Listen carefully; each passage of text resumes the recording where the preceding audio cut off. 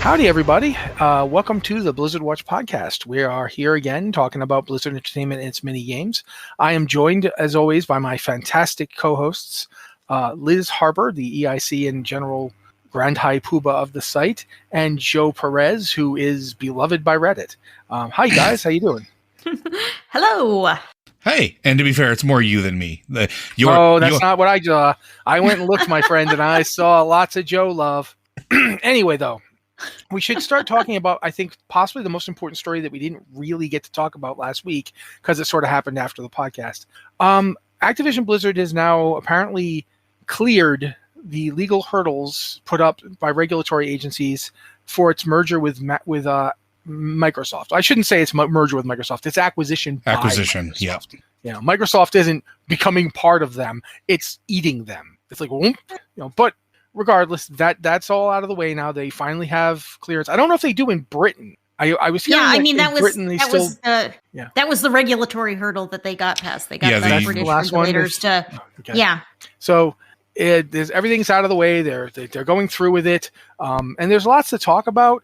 One of the things to talk about is the fact that there's sort of a monkey's paw-esque quality to some of the wishes here. Like Bobby Kotick is finally gone, as I hoped. Unfortunately, I wished on this monkey's paw, so he's going to be ridiculously wealthy. He's going to buy a yacht for his yacht that already has a yacht again. Yeah, I mean, when we say ridiculously wealthy, Robert Kotick might very well be a billionaire by 2024. That's how wealthy we're talking about when we say ridiculously wealthy. And then he's almost certain to get a job at some other big company, possibly not even in gaming, possibly not even in computers, where they will pay him even more ridiculously high amounts of money. Hey, I hear Unity CEO stepped down. Maybe he'll go over there. Yeah, oh God. How can Robert Kotick bring his special brand of evil to you? But regardless, he will be gone. I suppose we should maybe clarify that he is leaving the company after this year. So we only have a few more months to put up with him. Was it 2024 he's leaving? Yeah. Okay. Yeah. So is it like at the end of 2024? The deal? No, at the end of 2023. He will not be here in 2024. The deal was the end of the year in which the merger ended. Or was completed. So the merger is completed now within 2023. So Liz is correct in all things. Okay, so that's great. I mean, but again, he will be leaving with a ridiculous amount of money, and he will be leaving effectively never having experienced any real consequences for all the things he did or allowed to happen. Yeah. Which is certainly not something that I think is great. Not just the things like threatening to destroy the life of a woman who worked for him directly. That when we talk about the various harassment scandals, sexual harassment, gender harassment, all sorts, there certainly is something special about the fact that the guy defending all of it was a guy who had once threatened to destroy a person's life in a recorded message he left on her not answering machine but voicemail.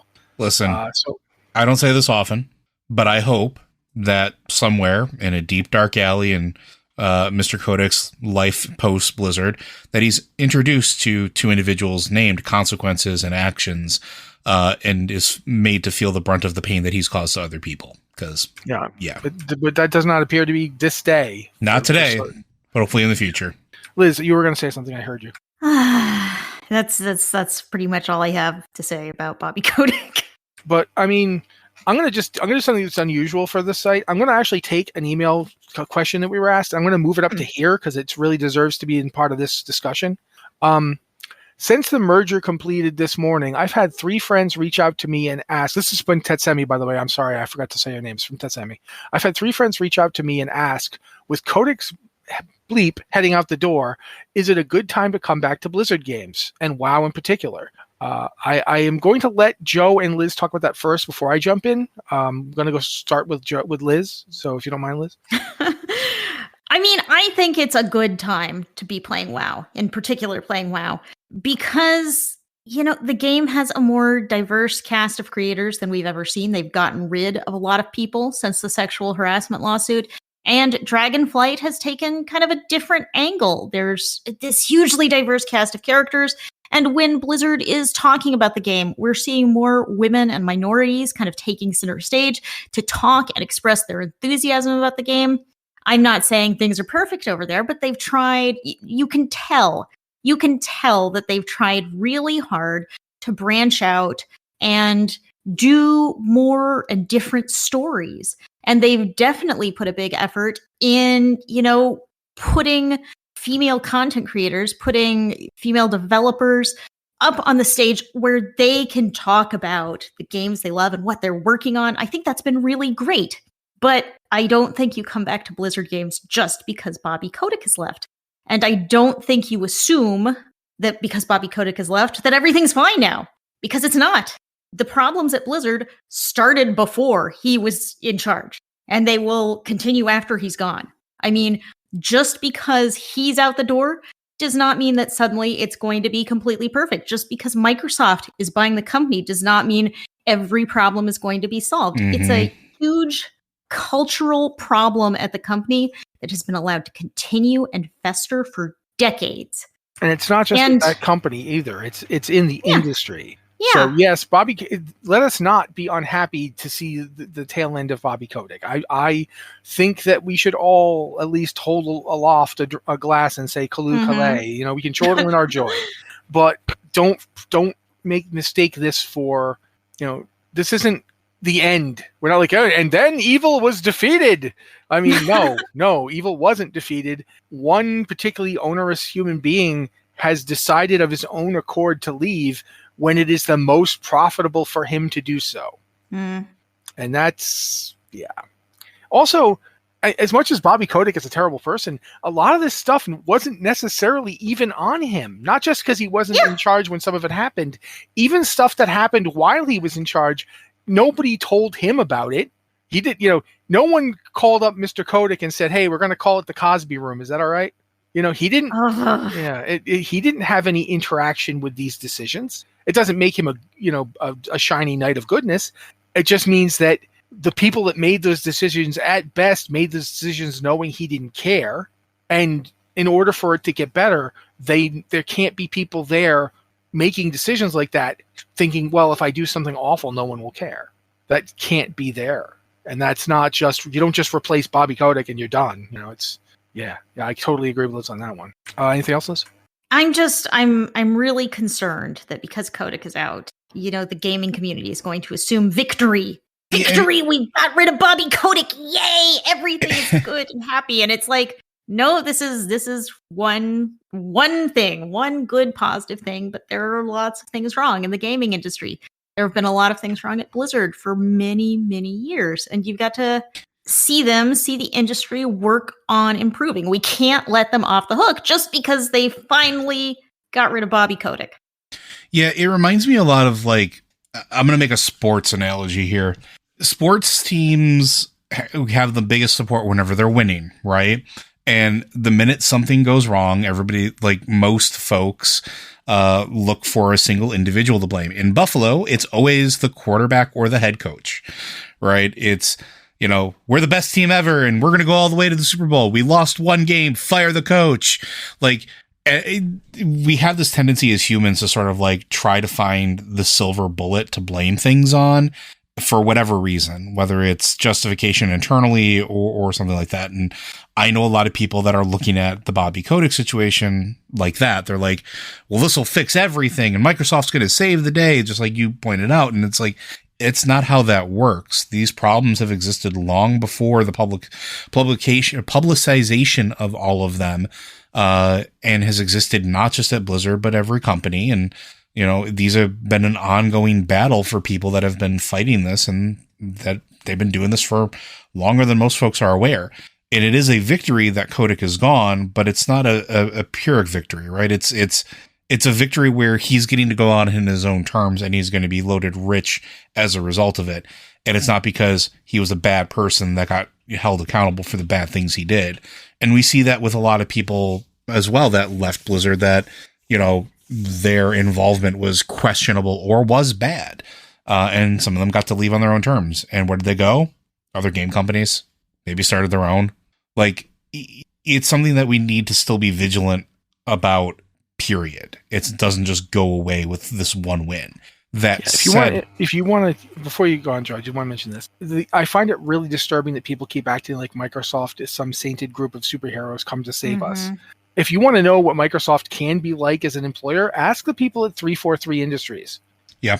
They develop the Halo games. They have some stories for you. Or the stories will not make you feel happy about, Microsoft. Or go ask current Wizards employees how they feel about the management team that came over from Microsoft teams that are now in charge of their endeavors.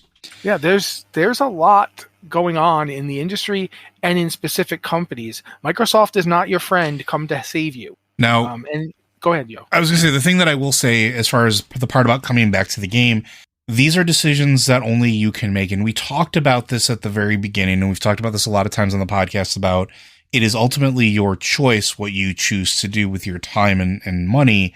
But at the end of the day, if you don't play these games, you're not hurting the executives, right? It's more going to have an impact on the teams that produce those games than anything else. And so, like, when people used to question me about why I was continuing to play WoW, and I know, Matt, I think you got a bunch of those questions too. And, the answer was always, I choose to do this, one, because I still enjoy the game itself, and two, because I want to support my friends that I know still work there and are working on this product. I want to make sure that at the end of the day, some executive sitting in their ivory tower doesn't look at it and say, well, engagement's down, fire 20% of the staff. Let's go. Like it's a double-edged sword, right? But at the end of the day, only you can decide. Yeah, absolutely. It's a decision everybody has to make for themselves. Yep. You have to look at your conscience. I actually really struggled with it. And I'm going to make an admission here that doesn't really paint me in a positive light, and I am aware of this. If Diablo 4 hadn't been in the pipeline at that point, I don't know that I would have stuck around. But I've been waiting for Diablo 4 for half my life. At least since 2012, when Diablo 3 came out and left me with all sorts of questions and all sorts of feelings. I wanted Diablo 4. I remember when I went to BlizzCon in 2019, before the pandemic and before we got some of the more horrific problems from Blizzard. They were existing, but they hadn't been publicized as much. I remember sitting in that theater when they played the opening for Diablo 4, the cinematic, and the room changed. Like there was a pop, like being at a sporting event when something amazing happens. And for a lot of people, this stuff's really important. And you don't want to put games ahead of people. You don't want to put games ahead of the people who work on them or the people who suffered. But these are like, the games are some of the ways I get through stuff. Like when I started to go blind, games are how I got through it. When my friend Dougal died, games are how I got through it. Dougal and I both loved a lot of the same video games. So it is always a personal decision. You always have to kind of make those decisions yourself and look at what the situation is. In this particular case, I didn't feel like, and I got this from people I knew who had left Blizzard, that doing stuff like just getting rid of all my Blizzard games, not playing Blizzard games anymore, wasn't going to hurt anybody who was up in the C-suite. Yep. It was not going to affect them at all. It was going to hurt the people that were still there, still trying to make good games. So that's why I made the decision I did. In terms of going back, though, I think Liz is totally on the money in that whether or not you factor codec in at all, WoW's in a good place right now. It's in an interesting place.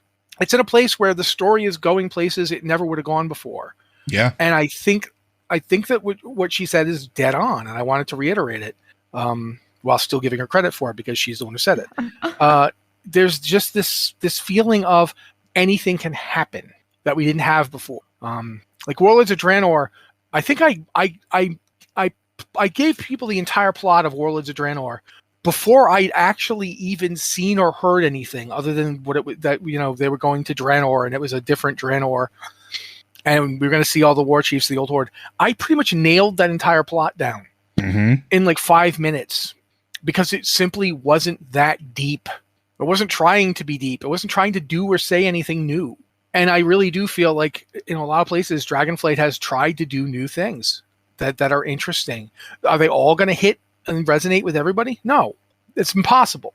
A game with as many people who have played it is never going to hit everybody. But I definitely feel like they are trying things that are new and unique. And that's why I am cautiously optimistic to see that continue, depending on what certain people who have returned recently to become creative directors do and say.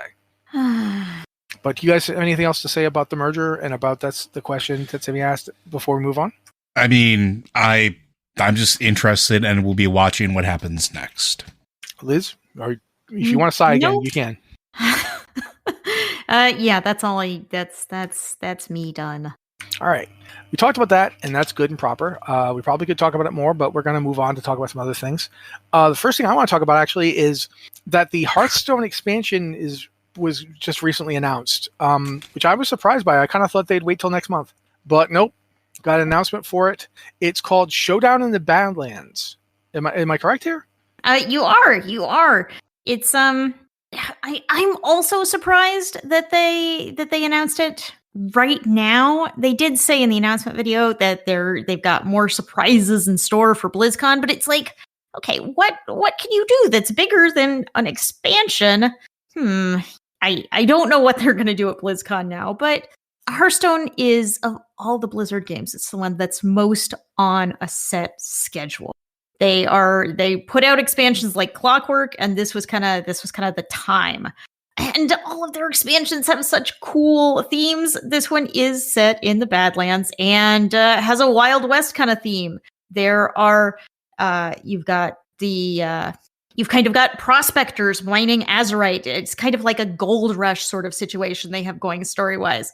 So some people are out there, mining azurite, and some people are there saying, no, you shouldn't, mine azurite and destroy the planet. It's the blood of the planet. You can't just mine it. And yeah, so it has this particular conflict, and half of the classes are going to be outlaws, and half of the classes are going to be miners. I don't know yet. No, not lawmen. It's like the prospector thing you mentioned. Yeah, they're doing the prospector thing, and I can't recall what word they are using for that. But it is interesting because the outlaws, like, there's each set has kind of some different gameplay mechanics, and the prospector classes have an ability to excavate, where certain cards will let you excavate, and you'll earn a legendary treasure that you can play. It's a random kind of treasure, and the more times you excavate, the more powerful treasures you'll get. So you might want to build a deck that's kind of really going in on excavation and building up these legendary treasures that have these powerful effects.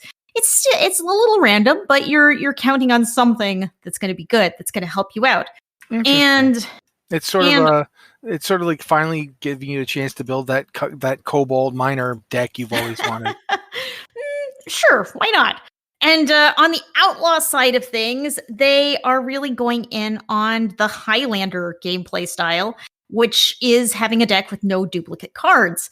They have a lot of cards that will trigger Highlander style. I love the fact that it took me a second, and I'm like, why is it called Highlander style? Then my brain was like, there can be only one. Yeah. There can be only one. Rest in peace, Sheldon Mallory. Blizzard does not call it that. Just literally everyone else calls it that. Everyone in card games in general calls it that. Yes, I know. Yes. Well, and that's because literally is because of Sheldon Menery, who did just pass away, who was the creator of the Singleton format for Highlander. So yes, Blizzard calls it Singleton, and the time when they announced it today, they were talking about Singleton gameplay, and I'm like, what are you even talking about? And it's like, oh, they're talking about Highlander decks. So it's cool. It has this interesting story and dynamic. It's kind of split the classes in half, so half of them are outlaws and half of them are on kind of this prospecting side, and they each kind of have a different flavor and different abilities. So I think it's going to be really fun. But as always, I really wish there was more story to Hearthstone expansions, because they come up with such cool themes, but they haven't been doing any single player story modes or really expanding on that, which makes me kind of sad. So I'm excited, but I'm also a little sad. All right. I feel like I should say something here, but I feel like also that you've pretty much nailed it, so we can move on. First off, I just wanted to mention really fast, just because I don't think we said anything about it when we found out about it, because I don't think we found out about it until a couple days ago. But patch 10.2 is coming out on November 7th. This is for World of Warcraft. I should make that clear. The patch is named Guardians of the Dream, and it's launching on November 7th. So if you've been wondering when is the next patch getting here, it's getting here in a month. Actually, less than a month, like 2 weeks, 3 weeks at this point. It's so close. Yeah. Wow. I would say 2 weeks because my brain doesn't work very well, but I know that we have at least 2 more weeks in October, this week and the next week. And then, so 3 weeks. It's like 3 weeks. But so, that's happening. In addition, when that comes, we're going to get several things are happening. There's a new Moonkin customization thing happening, which I think is really interesting. I don't even play a druid, but I like that the Moonkin are finally getting to pick and choose and make you can be a roast chicken. Yeah. I don't think you should, but you can. I can't stop you. There's also a new feral druid form that I thought was really interesting. The Moonblessed Claw, I think it's called. Moonblessed Claw. And it's like a big white cat. Yeah, it's a white and blue cat with big blue eyes and lots of weird stuff coming up off of it. It's actually really neat looking. I will say that straight up. If I were playing a druid, and I do have one, I just haven't played it in a while, I could seriously get into trying to catch that thing. But yeah, it's really nice. It's nice that druids are getting specific things for this patch because it's such a druid related expansion in a way. And let's not undersell the cat customization. It's a whole thing. Like you have to go and fill like a whole bunch of vials and go around, and you're not just doing it in the Dragon Isles. You have to go to the Eastern Kingdoms, Kalimdor, Outlands, Northrend, Draenor, the Broken Isles. Like you're going all over the place. And I like when customization and quests do that. That's really cool because it makes you feel like you earn it. And 2, the barrier isn't like go into a raid and hope you get a drop, right? Like it's a really neat way of doing it. So not only are they getting a cool customization, they're getting other things that have just kind of been like thrown out into the world that maybe weren't there before, at least the one I'm looking at here, where they can go and, actually earn that customization, that skin. And that skin is really rad. Mm-hmm. Yeah, it really is. It's very nice. I mean, one thing about patch 10.2 is obviously we're going to the Emerald Dream, and we're going all in on the Emerald Dream thing. And it was a little surprising that we weren't getting more druid-specific content. I mean, obviously, Blizzard has to make content for everybody. You can't just have a patch that's like, okay, druids get to do all this cool stuff, and no one else does. But like the legendary they're adding in patch 10.2, not a druid legendary. It's for strength-based melee DPS, which we've seen that one before. Not that I'm complaining because I am potentially a strength-based melee DPS class myself, but it's like, you kind of expected a little more that would be special for druids in this patch. So it's nice that they're getting something, but I really did expect a little extra. Yeah. So it is strange that there's not more, but maybe there is more and we just don't know about it yet. At any rate, we do know about this stuff. There's other stuff coming out. Like, for instance, we're going to get the whole new raid. We're going to get like a bunch of different talent changes, balance run, all that kind of stuff. But I wanted to get that mentioned because it seemed pretty important and we didn't really get a chance to last week. Because again, I don't think we knew about this then. I think we knew it was coming, but we didn't. Yeah, we just got the announcement yesterday. So. While we're talking about that, though, I did want to mention a couple of things about Diablo 4. First off, right now, Season 2 is live. Like, literally, if you're watching our pre-show, you can see my little baby level 1 character running around the snowlands, getting ready to kill some vampires later. Once they've fixed the whole deal where I can't, currently there is a bug where you can't use cross-connectivity. Yeah. And I'm not sure how that will affect me because I usually play on my console, and I just bring the characters on here for the pre-show because that's just how I do it. So yeah, that I don't know about yet, but when it gets ironed out, I will be playing on my TV to do stuff really big. But regardless, the season 2 is live. You got the Season of Blood, all sorts of vampire stuff involved. New vampire powers, everything like that. Also, if you were playing Season 1 and you're wondering what happens to all the stuff I got. We have a post on the site about that. Basically, when you log on, you can log on to the character that was previously your season character. There will be a withdraw only tab with all the stuff you put in your stash while you were doing this. So if you had a whole bunch of stuff that you didn't get You don't want to like lose right away. You will have till the end of season 2 to go through that tab, say, okay, I don't really need this because I already have it on this other character, but I do need this. And you'll have that time to take it out of the withdraw only. So you don't lose things right away. You've got some time to figure out, oh wow, what do I do with all this stuff? Which I think is nice. I'm also assuming that the season only things like the hearts that we were all wearing around our fingers, those are just gone. Nothing that's season unique will transfer into your stash. I haven't looked yet, but I'm assuming that's it. So that's thing number 1. And I want to give both Liz and Joe a chance to talk about that one before we talk about thing. Do you have any opinions about how season 2 is going to work, Joe? I do not. Okay, Liz. I mean, I think season 2 already sounds a lot more engaging than season 1. Because season 1, you went in and you had these malignant hearts to collect. Most of the malignant hearts were not great, and you collected them without even trying to collect them. They were all over the place.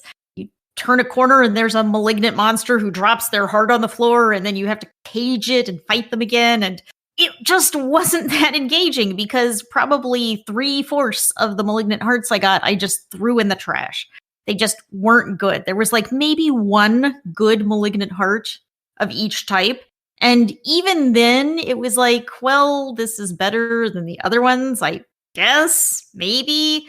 So it just wasn't very exciting to engage with. It was just, okay, you have one new type of gem and most of them are bad and they aren't difficult to collect. They just show up.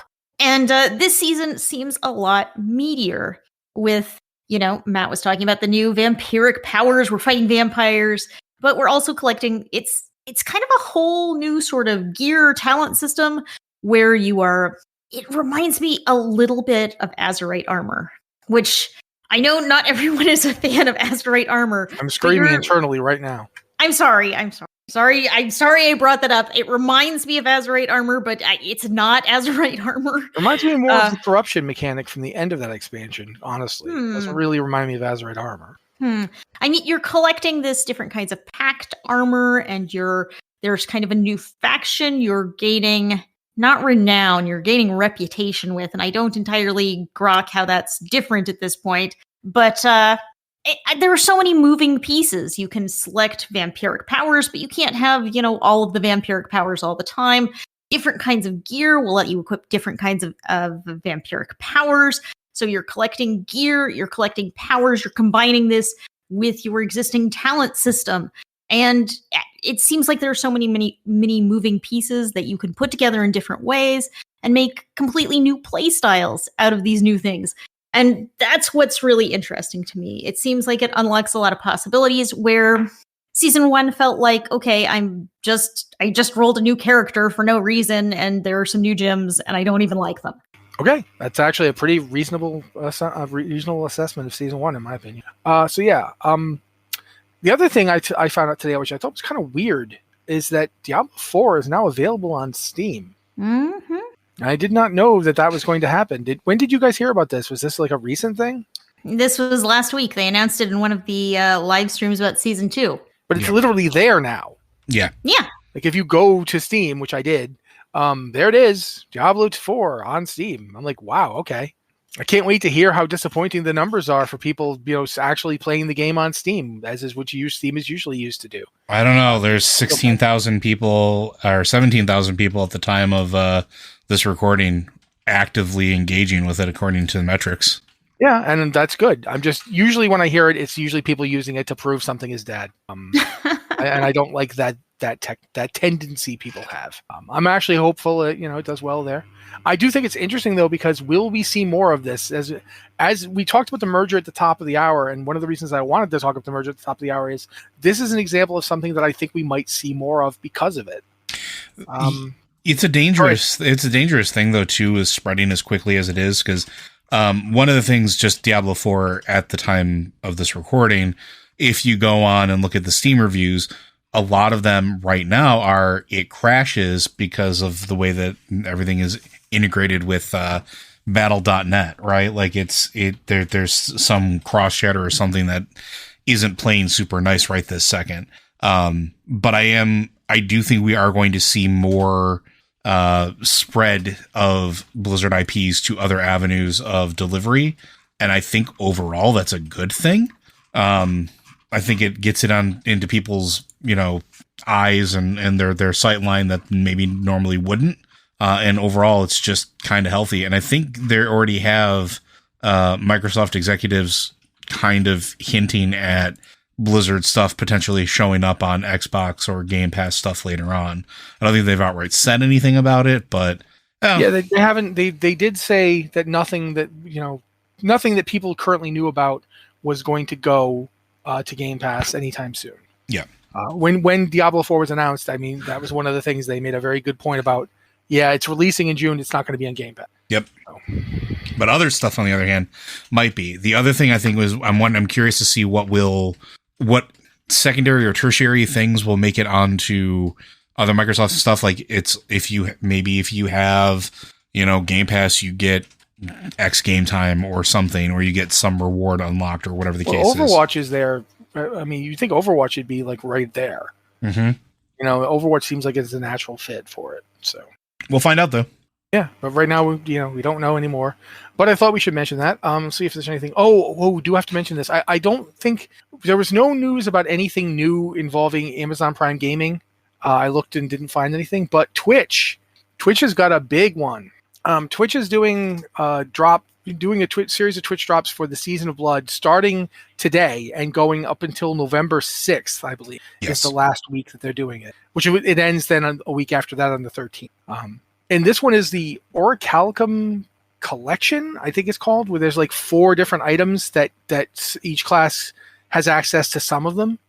For example, right now and until next week, if you watch, I think it's 6 hours. I didn't write that down. Why didn't I write that down? I wrote everything else down.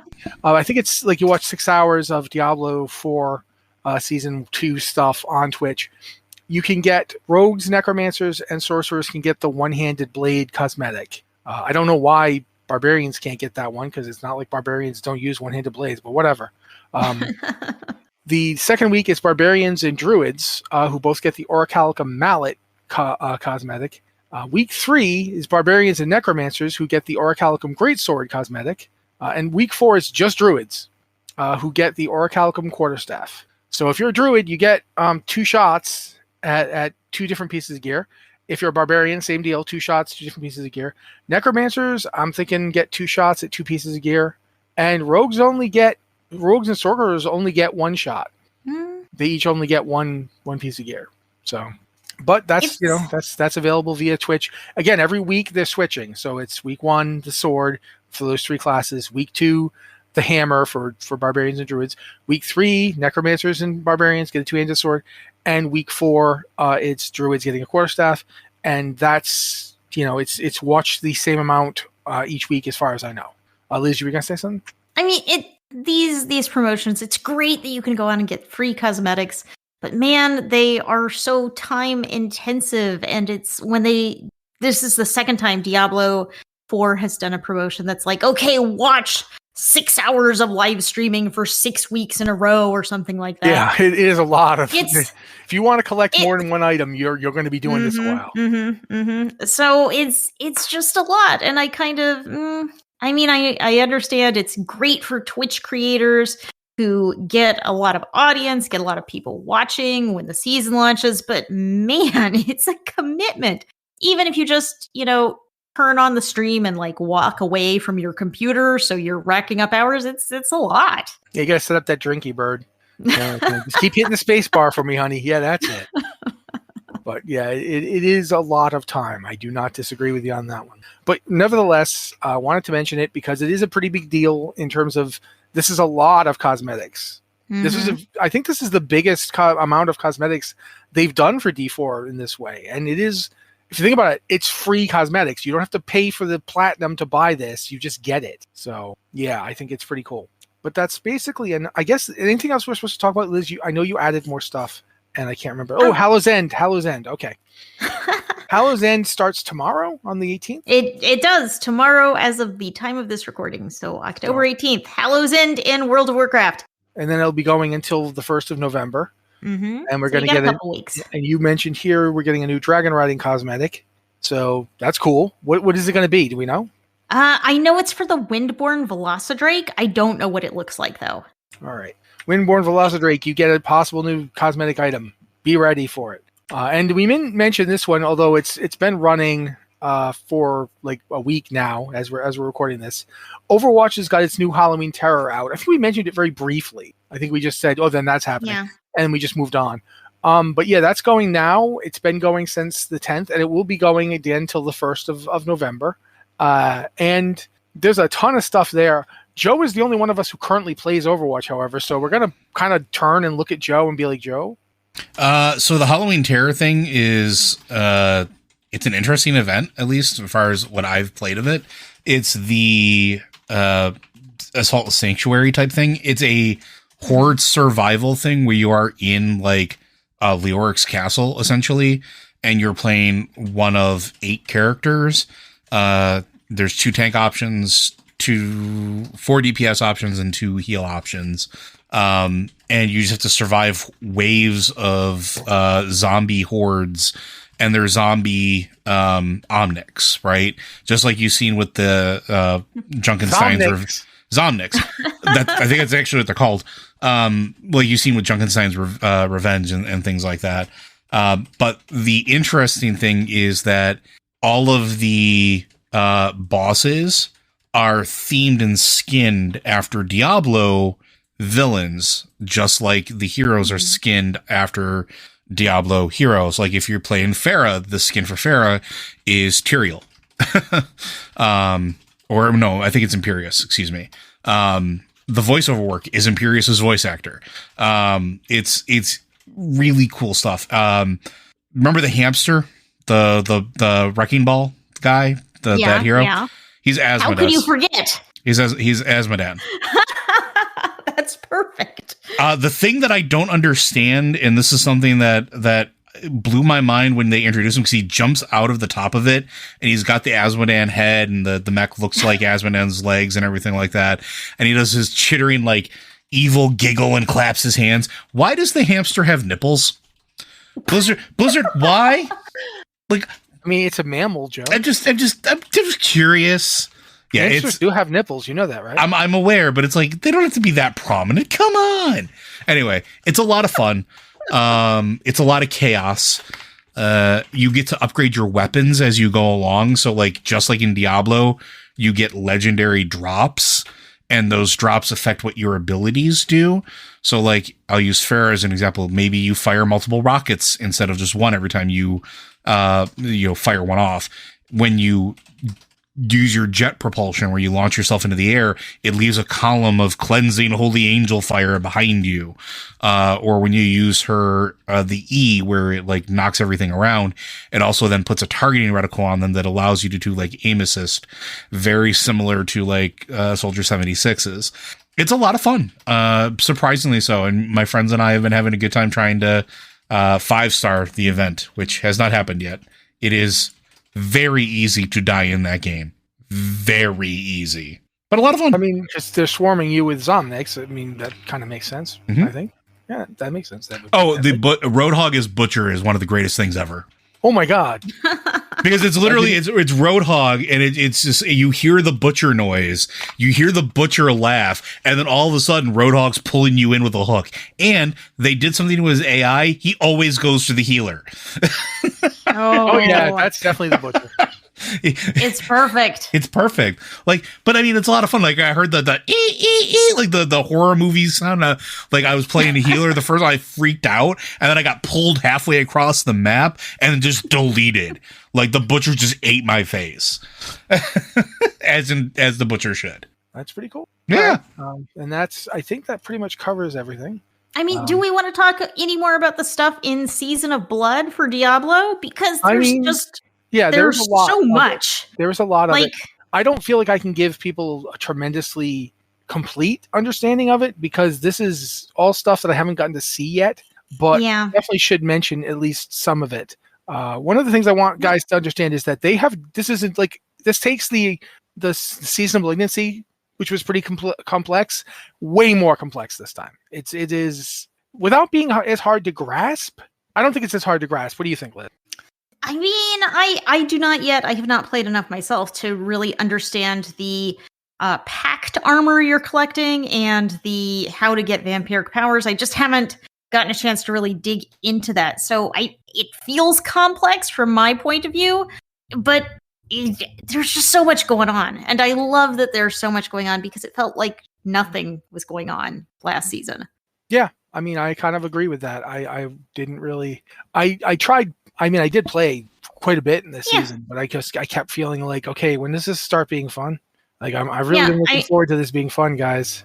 I did finish the season journey for season 1, which was a bit of a crazy manic rush at the end because it was like, okay, I need to find one more Helltide commander, and I have like 3 more Helltides that are going to spawn before the end of the season. It was that kind of like last minute thing. So I played the season, but I mean, Diablo 4, I love it. I played hundreds of hours of it, but it got some issues. There are a few tiny, itty bitty, gigantic issues with the game. Yeah, they're still working on getting seasons to work with Diablo 4 instead of trying to make them be the way they were in Diablos 2 and 3. Yeah. And also, just the gameplay flow is kind of off because, okay, I'm going to talk about season 1 before today when season 2 rolled out.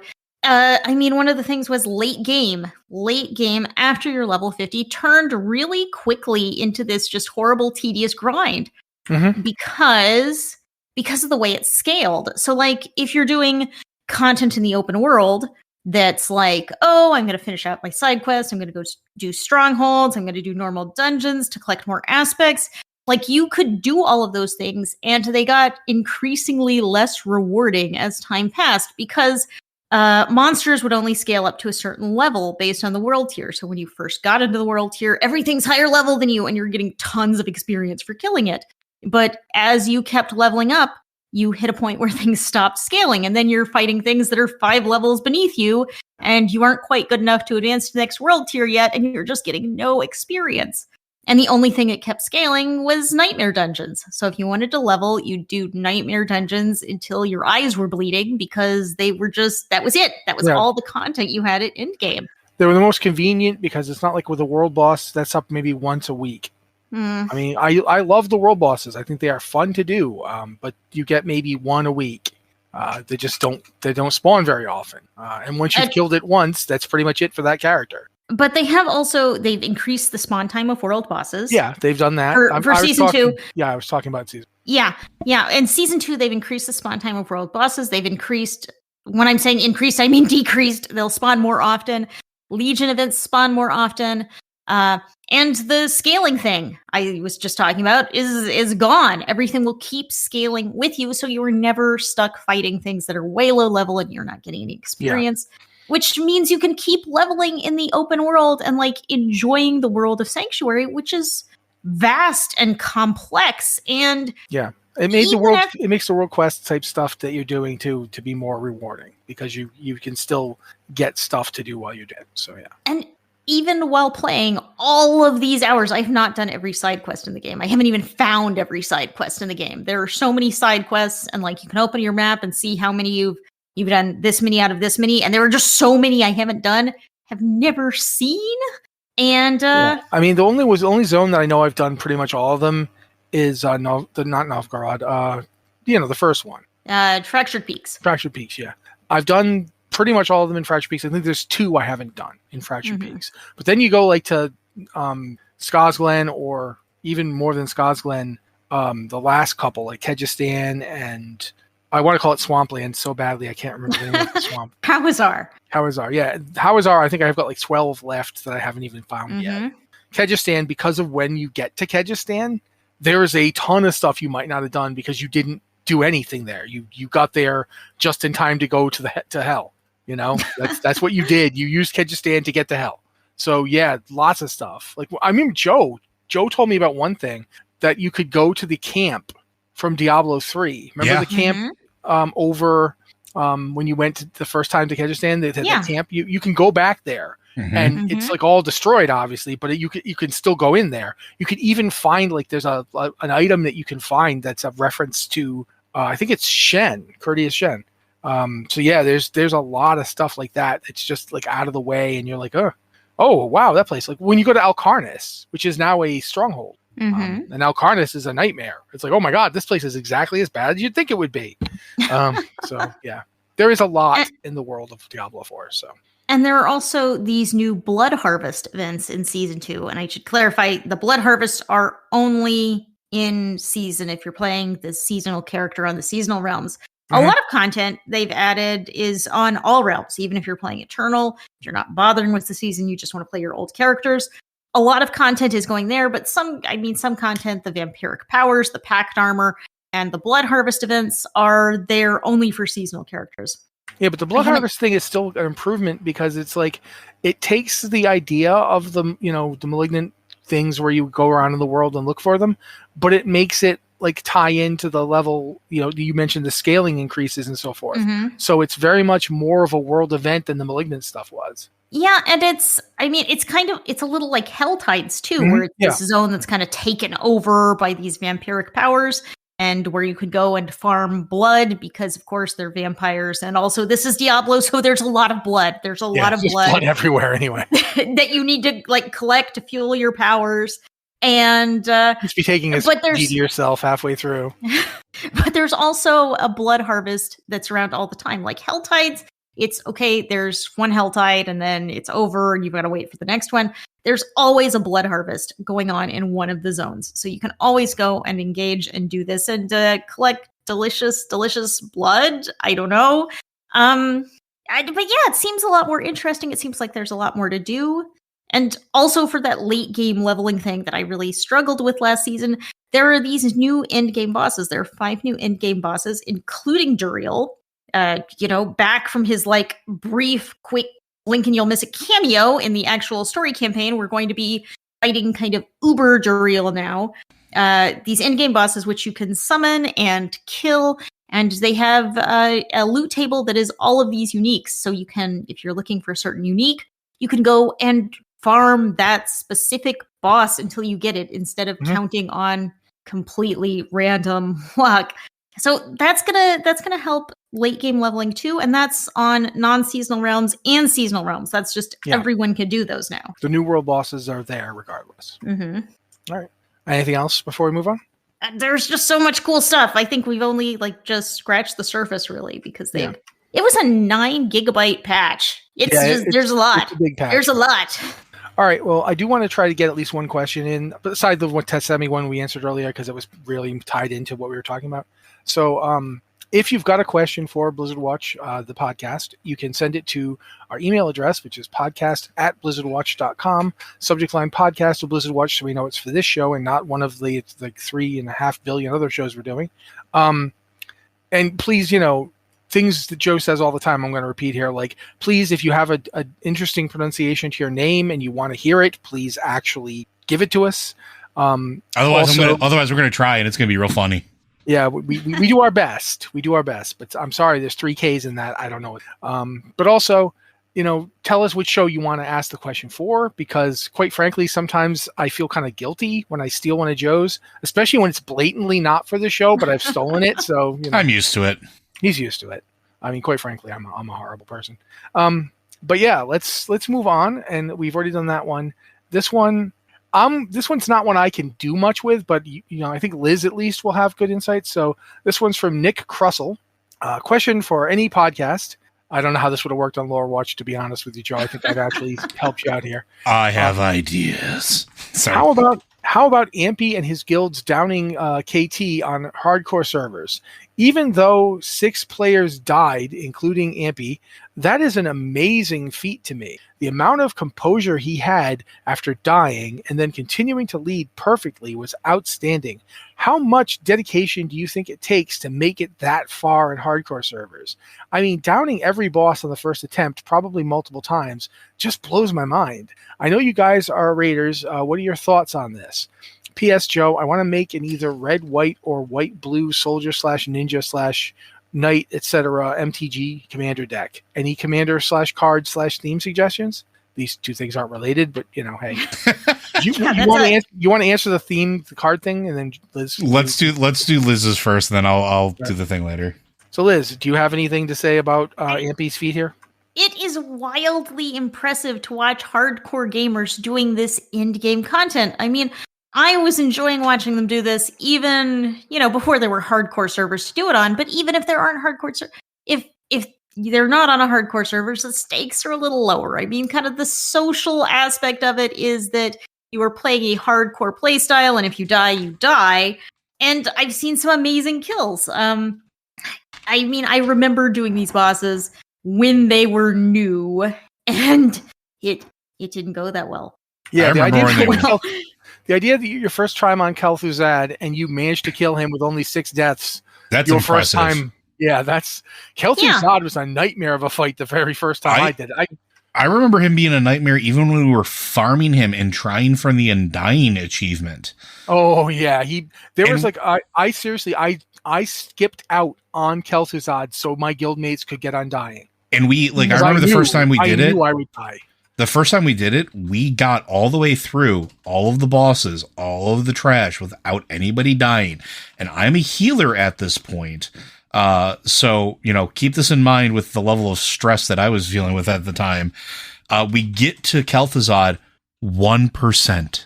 1%, and somebody dies to a lag spike. Oh! Only death we had the entire night. So I was so upset. We got it after that, but oh my god, it was brutal. And that fight was stressful at level. Mm-hmm. There was so much going on, so much to track, so many things to decurse and keep track of. Very rarely do I say this about Nax, but they actually made the KT fight more stressful on 10/25 in Wrath than it was originally in Vanilla. Because it was designed for 40 players. Yeah. I rated it at level, when we were all level 60 doing Nax. Yeah, when I was 100 then I didn't have any stress. Man, whatever. Yeah. No, I did because I was tanking it. So it was pretty stressful. Yeah, that's But then to switch into the 10/25 man one, the idea of being able to, the first time you walk in on that fight, even though you know what the fight's going to do, the first time you walk in on it, you get a kill with only 6 people dying. That sounds like literal sorcery to me. Actually, they were sacrificing goats out back before they started their raid. But also in a hardcore server, it's like, you die, you're dead, you're not coming back. There's no battle reses, there's no reses at all. Mm-hmm. So just imagine being in the middle of that, being on Kel'Thuzad, and one of your guildmates dies. Mm-hmm. And then another one dies. And then another one dies. With each person who dies, it's less likely that your character is walking away from this. And once you've spent all of this time leveling, gearing up, getting good enough to conquer Kel'Thuzad, and that has to be the most stressful thing because you spent so much time doing this. Mm-hmm. And as you watch your guildmates die and they aren't going to come back, it's like everyone who goes down, you have less and less of a chance. And they pulled it off. That's amazing. Yeah. The fact that the raid leader died and managed to not be upset about the fact that his character is gone, or if he was upset about it. That's what we call task oriented. Yeah, that's a guy who's like, I am here for my group, and that is impressive. Anybody who's led a raid and had to have continued to lead a raid after you're down and there are no reses available in retail, it can be quite stressful because you're watching a bunch of stuff that you can't reposition yourself. You have to swing the camera around, do a whole bunch of odd things. And while Kel'Thuzad is a contained-ish room, there's still so much going on. So not only to keep your composure after you die, but to be able to accurately and calmly call and continue to give direction to make sure your guild pushes through or your raid pushes through and finishes that fight. I am incredibly impressed. Yeah, that is an achievement. So yeah, straight up, nothing but respect on that one. But I think that's basically our answer to that question. Yeah. And I think that's basically the podcast. Well, I'm going to do that. Can you do one more? I was going to say, I'm going to do the magic thing real quick from Nick, if you don't mind. Go for it. Nick, thank you very much for indulging me in one of my recent obsessions. If you're going to do knights, I highly recommend you look at Esper colors, so white, blue, and black. in particular because the new commander that was released with March of the Machines, Sidar Jabari of Zulfir, is one of the only fair Eminence commanders. It is a knight, and it feeds really nicely into the knight typal. A lot of fun, and because of those 3 colors, you have a wide variety of creatures and effects that you can have throughout that span the entire history of Magic. You can do a lot of really cool stuff with it. As far as soldiers go, I'm going to let you in on a little super secret tech of mine, and that is run the Commander Harbin Vanguard Aviator. He is a blue-white soldier, only costs 2, 1 blue, 1 white. So he's really, really cheap to keep bringing back out on the field, but he's also a 3/2 flyer. And if you attack with 5 other soldiers, he gives them all +1/+1 and flying until end of turn. It is very, very good. No, he's a dirt cheap card. I think he's like 17 cents. And blue and white gives you access to a whole bunch of card draw, gives you a whole bunch of defensive cards that you can pull in there as well. You get access to things like the new Virtue of Loyalty, and I forgot the blue virtue is. But you can also throw things like the Valiant Veterans, Skystrike Officers, and make a really good but also very, very budget-friendly deck that are just nothing but soldiers. And also, I would say the super secret tech for that particular line is look back at Morrowind and look specifically at the Kithkin, because they happen to all be soldiers except for 1 or 2 that are knights. So there you go. There's your Joe talking about Magic for 2 minutes. All right. Going to throw one more in here since Joe said somewhere that we have 15 minutes. I'm sure we don't have that much left at this point, but I'm going to throw this one in anyway. This one's from 6K from a couple weeks ago now, but I've wanted to talk about it for a while. QFTQ. It was for the Q, but I grabbed it for you. If everything in nature is slowly turning into a crab, does that mean God is a crab? What 6 is talking about is carcinization, which is the general tendency among crustaceans to go from a tailed form similar to a lobster, like a crayfish or a lobster, to a form that does not have a tail or has an extremely reduced tail and otherwise looks like a crab. There are true crabs, of course. We've kind of picked one group at arbitrary, but there are a lot of animals that look like crabs that are not particularly related to the true crabs. For instance, Alaskan king crab, not a true crab. Not actually a crab, yep. Yeah. No, it is actually a crab because crab is a form. And yes. It's complicated. There's the two major splits, right? There's the Brachyuria and then Amura. Mm-hmm. Yeah. I don't think it's actually Amura, but I can't. Right now, we're going to move on because the point I want to make is, yes, carcinization is a thing. Yes, carcinization is cool, but it is by far not the only example of convergent evolution that we have. It's not even the most common. The most common is a toss-up between things turning into sharks and things turning into crocodilians. The crocodilian one is really interesting. Yeah, crocodiles aren't the first beings to basically look just like that.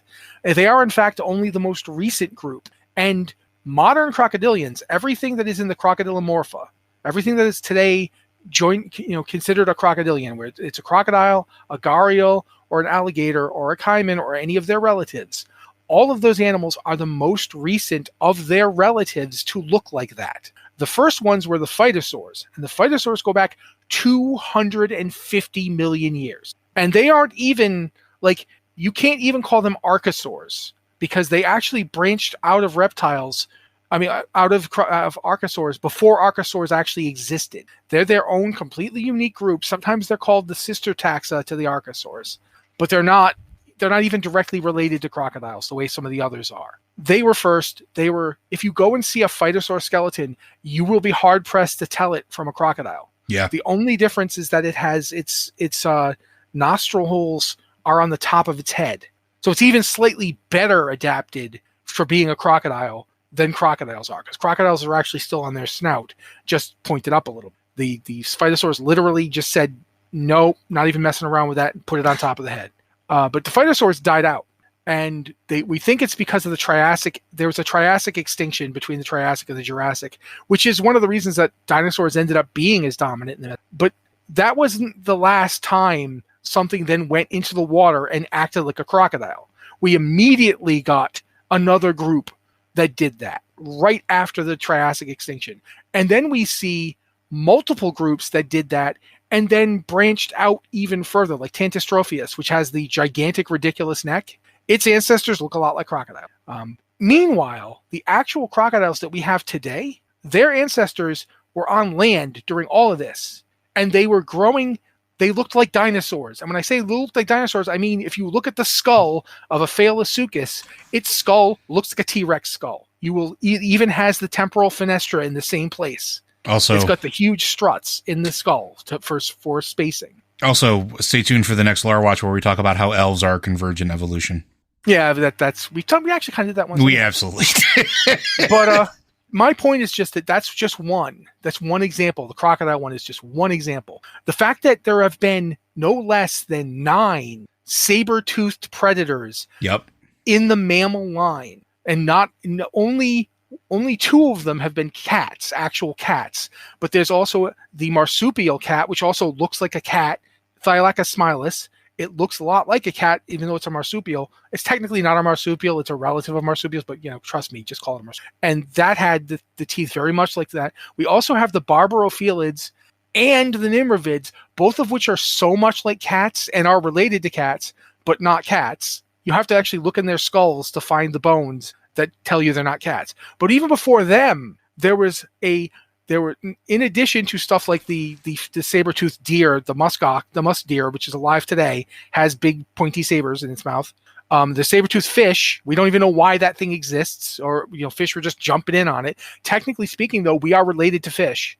All fish and us, all tetrapods are related, so that thing's technically in the same line. But then you go back, and there's multiple saber-toothed proto-mammals. The Gorgonopsids, the Laenops, the Dicynodont relative. There's multiple saber-toothed, therapsids that are our ancestors and our cousins, essentially. And that has just recurred over and over again. The fact that we don't have any living saber-teeth right now is the weird part. Because as long as there's been a mammal line animal, there's usually a saber-tooth around. Except even during the age of dinosaurs, where there was a saber-toothed animal that was a herbivore, but it was alive for the big chunk of the Triassic. There's always been something. And it's weird that they're not here now.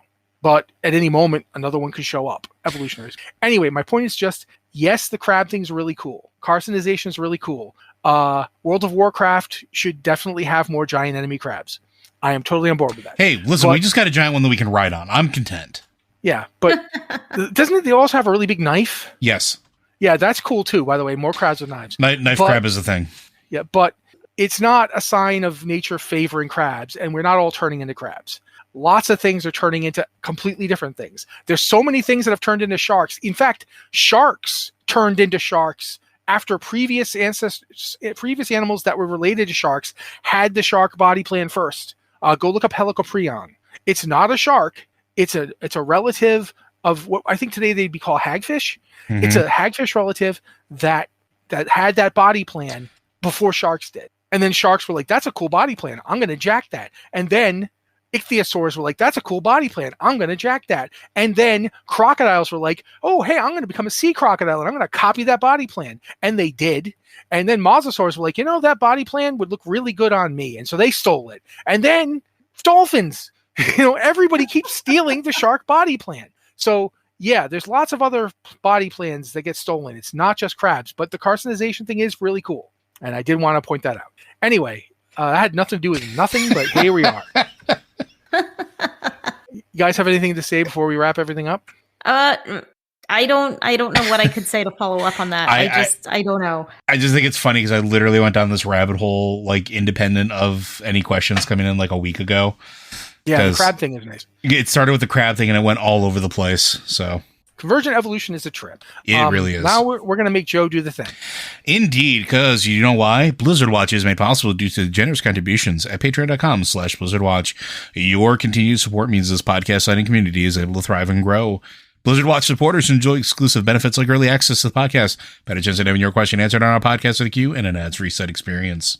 Thank you very much, Joe. Thank you to Liz for being here with us, and of course, always providing, I don't want to say a sane outlook. It doesn't really seem fair to you, but a different outlook. And also thanks to all of you guys for, listening and supporting us, and occasionally even writing nice Reddit things saying that we're nice. We like that. Thank you. We're all blushing and stuff.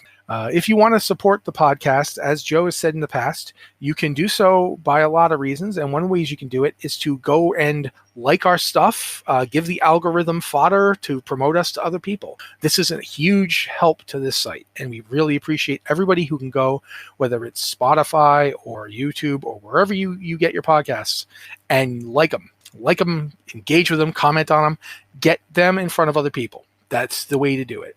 We appreciate that. And if you've got a question for the podcast, you can go to our Discord. We've got the Patreon Q and Podcast Questions channel, and we've got the Q and Podcast Questions channel for non-patrons, because we still love you guys. We just like to support our patrons and make sure we give them something back for the support they're giving us. Or you can go to our email address, podcast@blizzardwatch.com. Send us an email. We look there too. And I guess, at this point, guys, I want to say thank you very much. This has been the Blizzard Watch podcast, and we'll be back next week.